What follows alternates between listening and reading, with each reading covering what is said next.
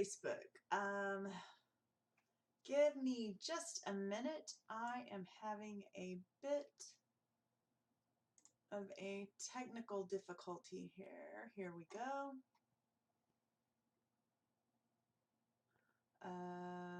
Let's see. I don't know if I am streaming. Where am I?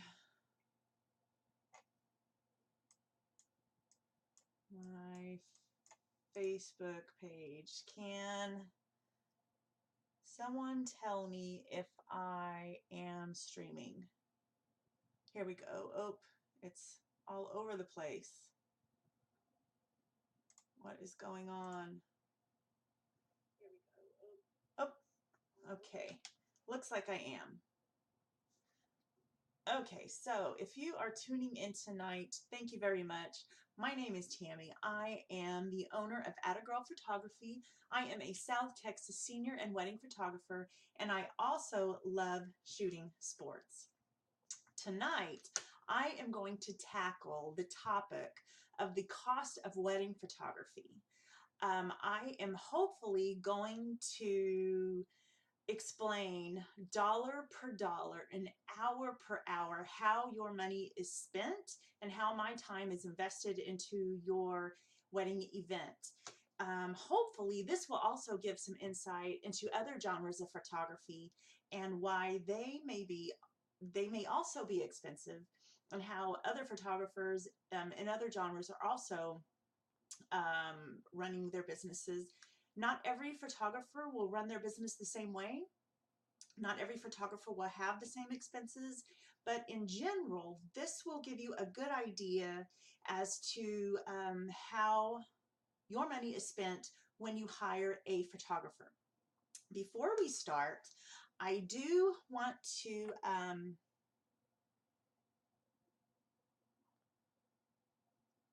I'm sorry. Okay. Looks like I just wanted to check to see if have any live viewers or anyone who's going to ask questions, because I am going to anyone watching tonight who asks a question during my live broadcast, I'm going to put you in a drawing to win a t-shirt. It's an Atta Girl t-shirt. I have these in small, medium, large, and extra large. So again, if you ask a question during my live broadcast, I will put you in a drawing to win a t-shirt. I'll also do the drawing on a live Facebook video so you can see if you won or not. Okay, so let's get into this. There is a funny saying amongst photographers, especially the more expensive photographers, that says good photography ain't cheap and cheap photography ain't good. So with that in mind, let's get right into the topic of me explaining the cost of wedding photography. I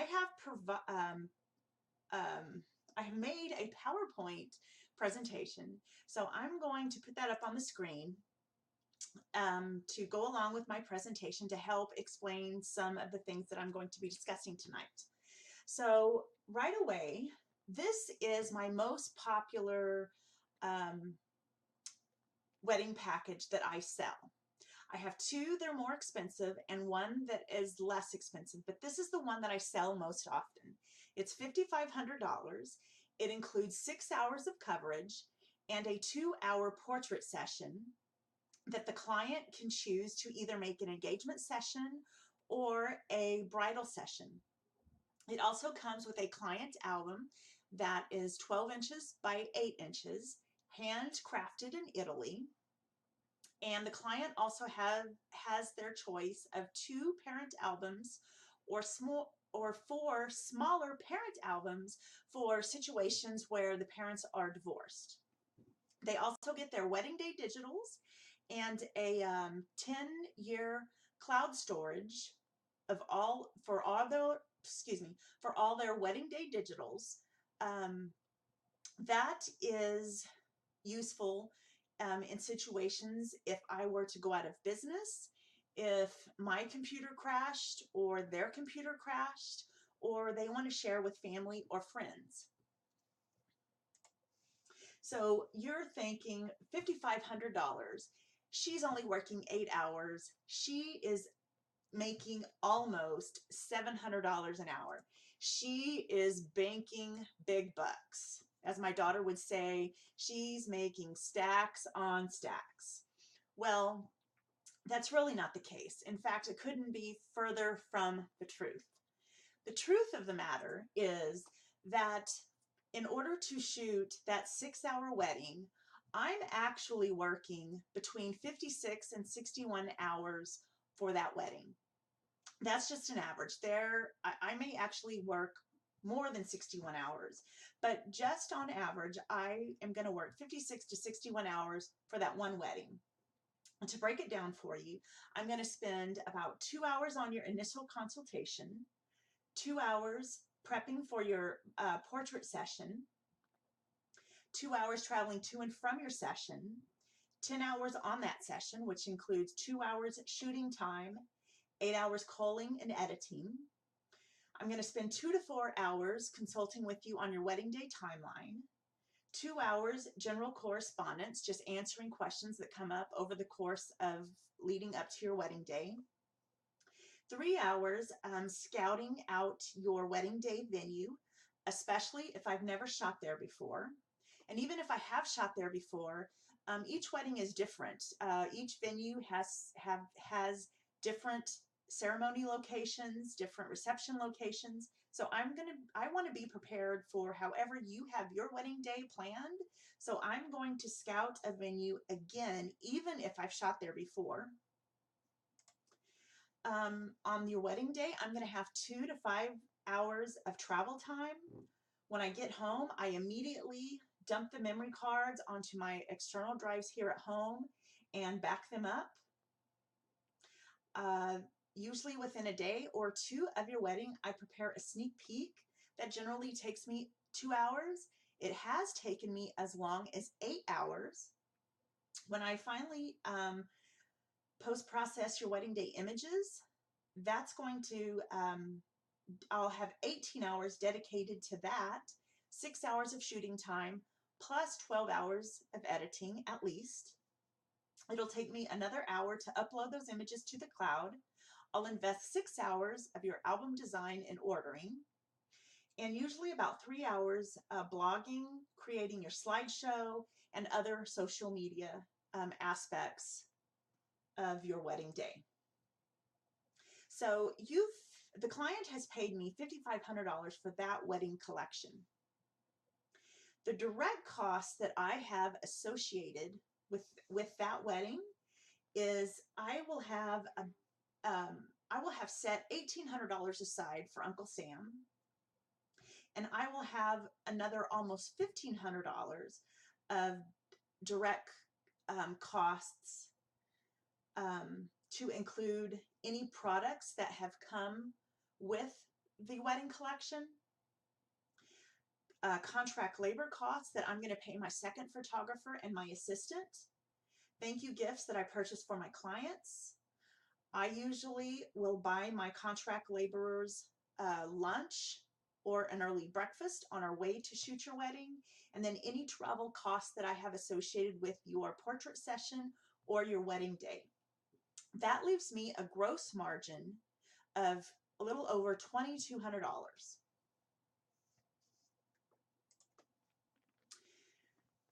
Now, when I take the hours that I've worked for your wedding, let's just go with the low end of 56, and I divide it into my gross margin of $2,217, I'm almost making $40 an hour to shoot your wedding, which still is a respectable hourly wage.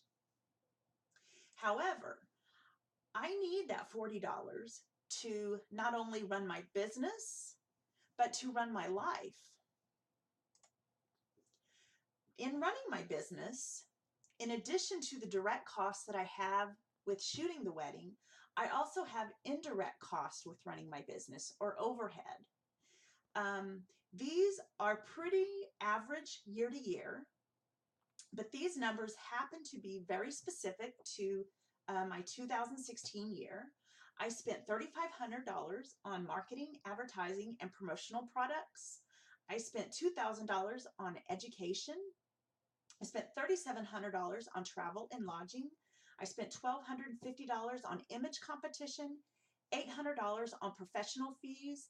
That included attorneys and accountants, $892 on liability insurance for my business, $716 on yearly subscription to softwares. That does not include any software that I purchased that has a one-time licensing fee, and $600 on credit card processing fees. In addition to those overhead, I also have other minimal or fluctuating costs that I have to pay from year to year, which include city and county business taxes, gear upgrades, gear repair, software upgrades, office supplies. From time to time, I do creative or style shoots, pro bono shoots. I spoke about one last night that I have participated with, the Badges and Bouquets project. And also I pay to be in professional organizations. On the life side of things, I like to pay for food. I enjoy food, shelter, insurance. I have a kid in college. I have health care and transportation. And I am just quickly checking to see. I don't see that anyone's asking questions, so I guess we're good there.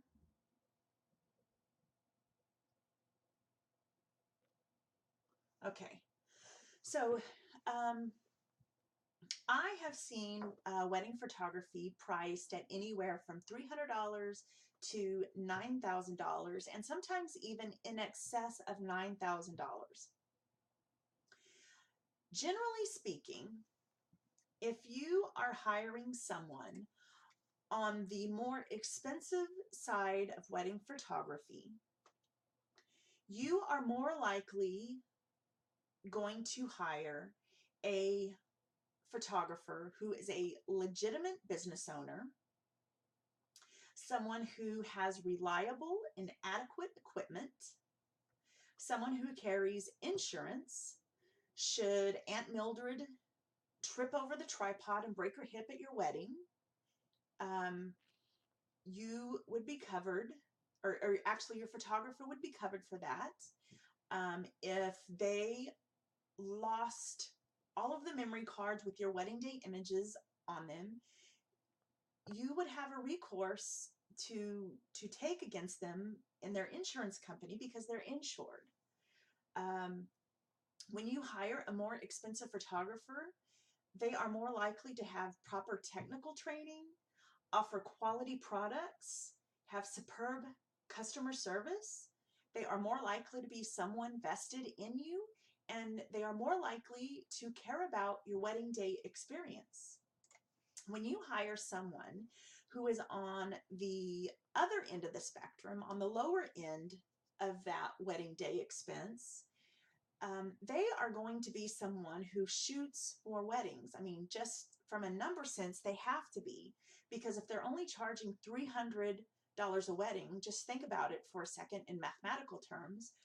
Even if they shot 100 weddings a year, which is 2 a weekend, they're only grossing $30,000 a year, which is, I'm not even sure if that is middle income or not, but they're working their tails off.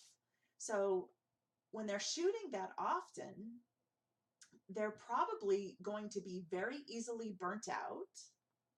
They are more likely going to be a photographer that just shoots and burns, meaning they just shoot, burn the images to a disk or a thumb drive and hands them to you. They just spray and pray, hoping to get something good.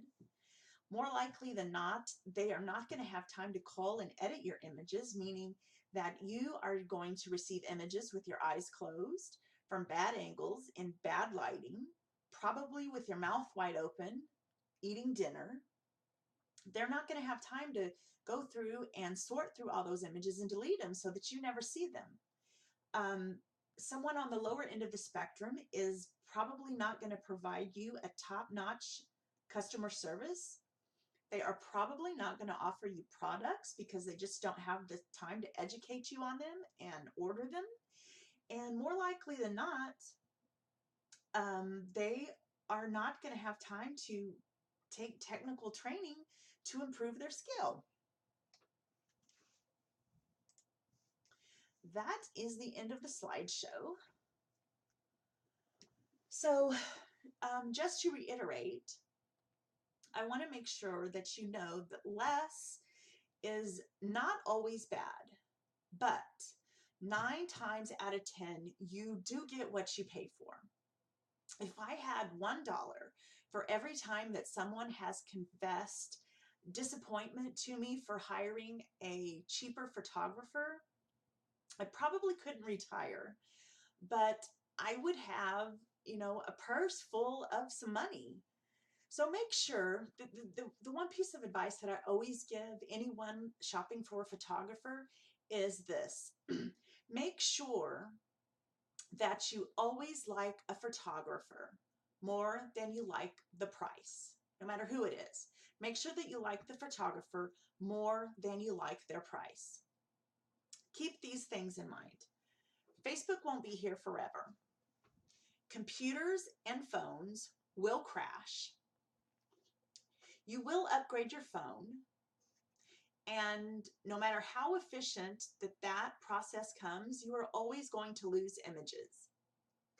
You can't always put your cell phone on the coffee table or hang a disc on the wall to share your wedding day photos with your family and friends, and technology will change.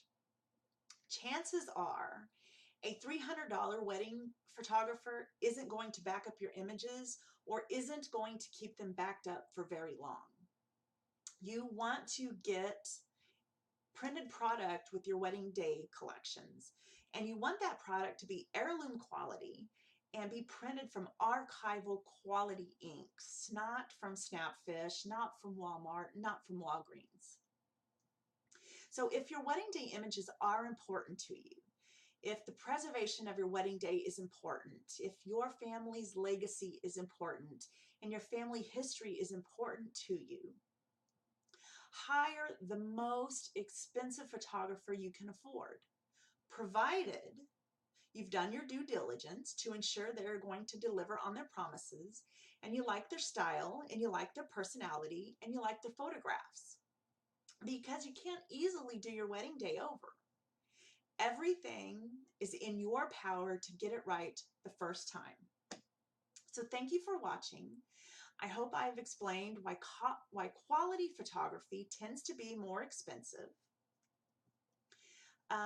Please remember that good photography ain't cheap, and cheap photography ain't good.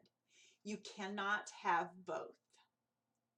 Be positive, be happy, be healthy, and be photographed, guys. Good night.